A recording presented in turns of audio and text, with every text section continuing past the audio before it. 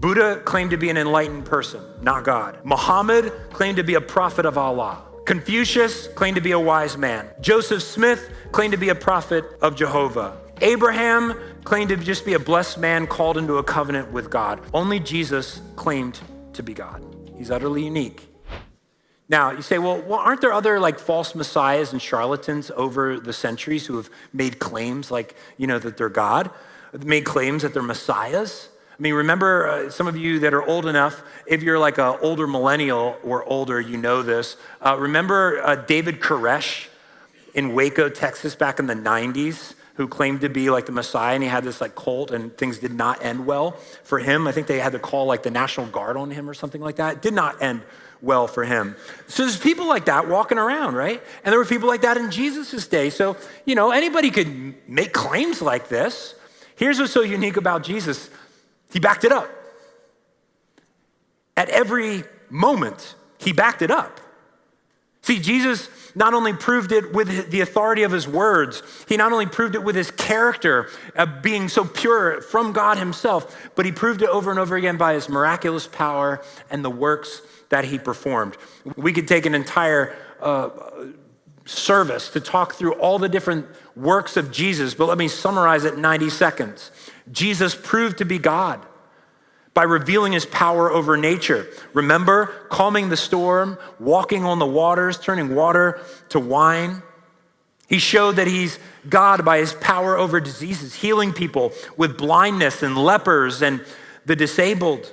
Power over the evil in the supernatural world where he cast out demons with a word.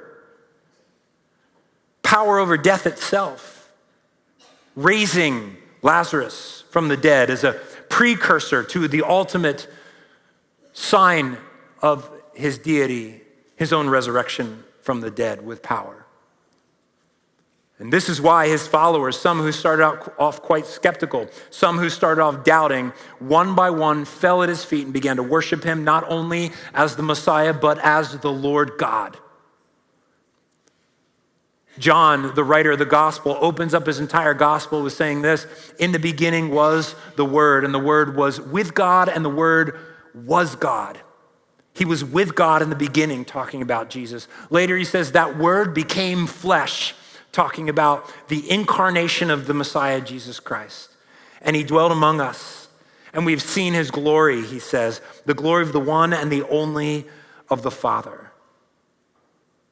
Or how about Thomas, the doubter? Thomas, after the resurrection of Jesus, still doubting. Jesus came to him and showed him his handprints. Had Thomas put his hands in Jesus' side where the spear came through to show that he was dead, all the way dead. And in that moment, what did Thomas do? He fell to his knees and he said this: my Lord and my God. So all of this just leads us to one question. The question is, what are we going to do with Jesus? What are you going to do with Jesus? All this information is good. It's important. If you're already a Christian, it's helpful to know. I'm not crazy to believe this. There's a lot of really good, credible reasons to believe. That's great. But at the end of the day, this isn't just filling our head with more facts about Jesus. As I said, this is not a test where you get the right answer and you say, good job, boys and girls. This question is an invitation from God himself to you into a relationship that'll last forever, a relationship that will define you, a relationship that can heal you and transform you and secure you in the love of the one whose opinion is the one that only matters ultimately in the universe. This is the invitation that he gives to you. What will you do with Jesus? And you have to pick a side. You gotta have an answer to the question. We modern people like to have like a third way. We don't deny Jesus, we don't hate him, we don't give him our life and make him Lord, but we have this like third way with Jesus. We say, he's a good person, he's a good prophet. I can take some of his teachings. I like the golden rule, that's like really cool. I like some of the things he said. He stood against power, that's awesome. I like those things about Jesus. All this other stuff about Jesus, nah. And this is how we often approach Jesus. He's a good teacher. He has a lot to tell us. He's a good example of love.